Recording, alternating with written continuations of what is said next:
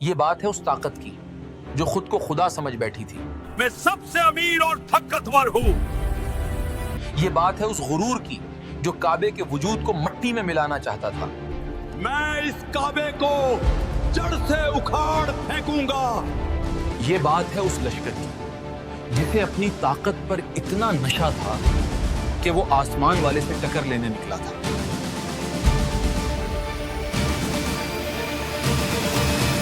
لوگ سمجھتے ہیں کہ یہ صرف چند پرندوں اور ہاتھیوں کی کہانی ہے، لیکن نہیں، یہ کہانی ہے ٹیکنالوجی بمقابلہ توکل کی۔ یہ بات ہے سورہ فل، ایئر آف ایلیفنٹ کی۔ أَلَمْ تَرَ كَيْفَ فَعَلَ رَبُّكَ بِأَصْحَابِ الْفِيلِ۔ بہت سے لوگ سوچتے ہیں کہ سورۃ الفیل صرف ایک معجزہ ہے، لیکن اس کے پیچھے سیاست اور معیشت کی ایک بہت بڑی گیم چل رہی تھی۔ بات ہے 570 عیسوی کی۔ یمن کا گورنر تھا ابراہ الاشرم۔ اس نے یمن کے شہر صنعاء میں ایک ایسا چرچ بنوایا۔ دیکھ رہے ہو اس عمارت کو؟ یہ القلیس ہے۔ پوری دنیا اب یمن آئے گی۔ میں وہ پرانا راستہ بدل کر رکھ دوں گا۔ لیکن بادشاہ سلامت، جب تک وہ کالا گھر مکہ میں کھڑا ہے لوگوں کے دل وہیں دھڑکیں گے۔ تاریخ لکھتی ہے کہ وہ عمارت اتنی اونچی تھی کہ لوگ اسے دیکھنے کے لیے جب گردن اوپر کرتے تو ان کی ٹوپی گر جاتی تھی۔ ابراہ کا مقصد دین نہیں، بزنس تھا۔ وہ چاہتا تھا کہ پوری عرب دنیا مکہ کے بجائے یمن آئے تاکہ سارا پیسہ اور پاور اس کے پاس آ جائے۔ لیکن ابراہ بھول گیا تھا کہ دلوں کا سودا اینٹوں اور پتھروں سے نہیں ہوتا۔ عرب کے لوگوں کے لیے کعبہ صرف ایک گھر نہیں، ان کی پہچان تھا۔ ماشاءاللہ، ہماری مکہ جیسی خوبصورت جگہ پوری دنیا میں نہیں۔ یہ اللہ کا فضال ہے۔ چروں طرف دیکھو، مکہ جیسا کوئی شہر نہیں ہے۔ بالکل، اس کی ترقی بے مثال ہے۔ لیکن عرب کے لوگ جو ابراہیم علیہ السلام کی روایت سے جڑے تھے، انہیں یہ بات چبھ گئی۔ تاریخ میں آتا ہے کہ بنو کنانا کے ایک شخص نے غصے میں آ کر رات کے اندھیرے میں اس چرچ کو گندا کر دیا۔ کس کی ہمت ہوئی یہ کرنے کی؟ حضور، یہ کسی مکی کا کام لگتا ہے۔ تو قسم ہے میرے دین کی، میں اس کعبے کو جڑ سے اکھاڑ پھینکوں گا۔ ابراہ نے 60,000 کی فوج جمع کی اور سب سے آگے تھے ہاتھی۔ عرب کے لوگوں نے کبھی جنگ میں ہاتھی نہیں دیکھے تھے۔ یہ ان کے لیے ویسا ہی تھا جیسے آج ہمارے سامنے کوئی خلائی جہاز آ جائے۔ ان کا سب سے بڑا ہاتھی، جس کا نام محمود تھا، وہ سب سے آگے تھا۔ یہ لشکر مکہ کے قریب پہنچا تو مکہ والوں کے ہوش اڑ گئے۔ وہ پہاڑوں پر بھاگ گئے کیونکہ ان کے پاس لڑنے کی طاقت نہیں تھی۔ لیکن ایک شخص وہاں موجود تھا، نبی پاک صلی اللہ علیہ وسلم کے دادا عبد المطلب۔ ابراہ کے سپاہی ان کے اونٹ پکڑ کر لے گئے تھے۔ عبد المطلب سیدھا ابراہ کے خیمے میں پہنچ گئے۔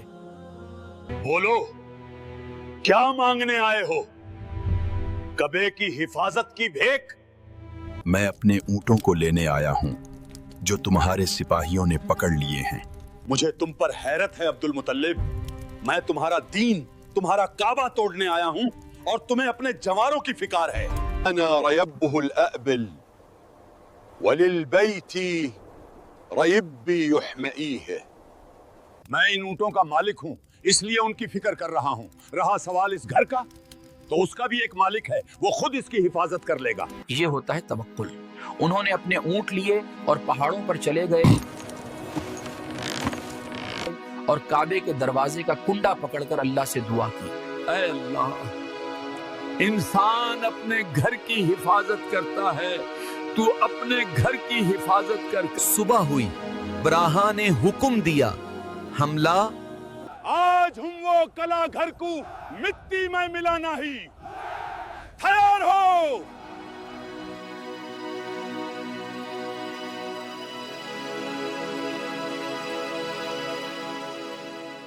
لیکن جیسے ہی انہوں نے محمود ہاتھی کا رخ کعبے کی طرف کیا، وہ زمین پر بیٹھ گیا۔ اسے مارا گیا، بھالے چھبوئے گئے، لیکن وہ ٹس سے مس نہ ہوا۔ اور پھر سمندر کی طرف سے پرندوں کے جھنڈ نمودار ہوئے، ایسے پرندے جو پہلے کبھی وہاں نہیں دیکھے گئے تھے۔ سب ڈرنے لگے اور اچانک کنکر ایسے گھیر رہے تھے جسے گن سے بلٹ نکل رہے ہو۔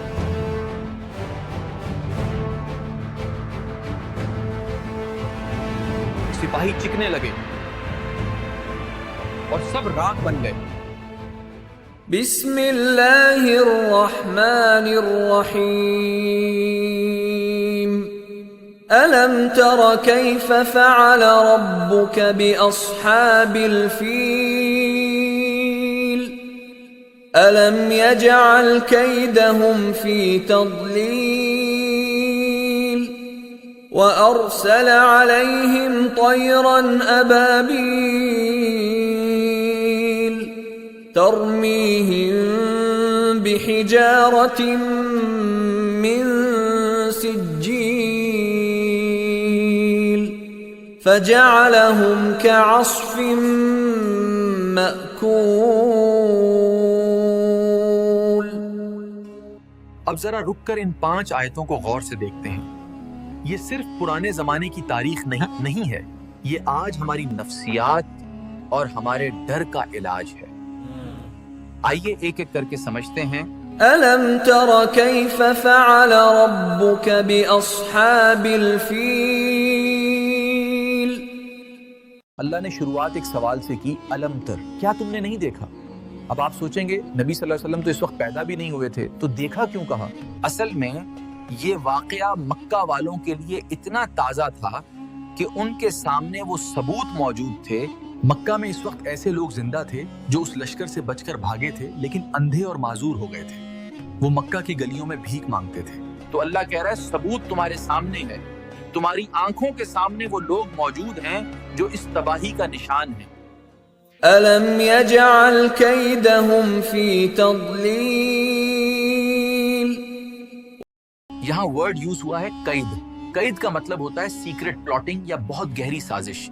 ابراہا بیوقوف نہیں تھا، وہ ایک گورنر تھا چاہتا ہے، اس کی پلاننگ زبردست تھی، پولیٹیکل، اکنامک اور ملٹری، لیکن اللہ نے جواب دیا تدلیل سے۔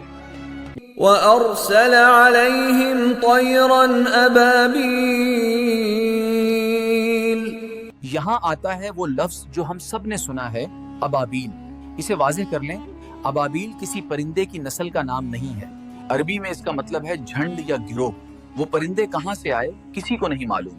منظر تصور کریں، نیچے 60,000 کی مم، مسلح فوج اور پہاڑ جیسے ہاتھی، اور اوپر چھوٹے چھوٹے نرم و نازک پرندے۔ فرق دیکھیے۔ اللہ نے ہاتھی کو مارنے کے لیے شیر یا ڈریگن نہیں بھیجے، اس نے سب سے کمزور مخلوق کو بھیجا۔ ترميهم بحجارة من سجيل۔ وہ پرندے اپنے پنجوں اور چونچ میں 3 کنکریاں لے کر آئے تھے۔ سجیل وہ آگٹی ہوتی ہے، آگ میں تپائی گئی ہو۔ اسکالرز کہتے ہیں کہ وہ پتھر گائیڈڈ مسلز کی طرح تھے، جس سپاہی کے لیے جو پتھر تھا وہ اسی کو لگا۔ ابراہا کی پوری ماڈرن ٹیکنالوجی سب بیکار ہو گئی۔ ایک چھانے برابر پتھر نے وہ کام کیا جو بڑی بڑی تلواریں نہیں کر سکتی تھی۔ فجعلهم كعصف مأكول۔ یہ قرآن کی سب سے گرافک ڈسکرپشنز میں سے ایک ہے۔ جب جانور گھاس کھاتا ہے تو کچھ منہ سے گر جاتی ہے، کچھ وہ کچل دیتا ہے۔ اللہ نے یہ نہیں کہا کہ وہ مر گئے، کہا کہ وہ بھوسا بن گئے۔ کیوں؟ کیونکہ ابراہا کا سب سے بڑا گناہ تکبر تھا، وہ کعبے کی عزت چھیننا چاہتا تھا، تو اللہ نے اسے ایسی موت دی جس میں کوئی عزت نہیں تھی۔ اس واقعے کے کچھ ہی عرصے بعد اسی سال نبی رحمت صلی اللہ علیہ وسلم کی ولادت ہوئی۔ اللہ نے زمین صاف کر دی تھی اپنے محبوب کے آنے کے لیے۔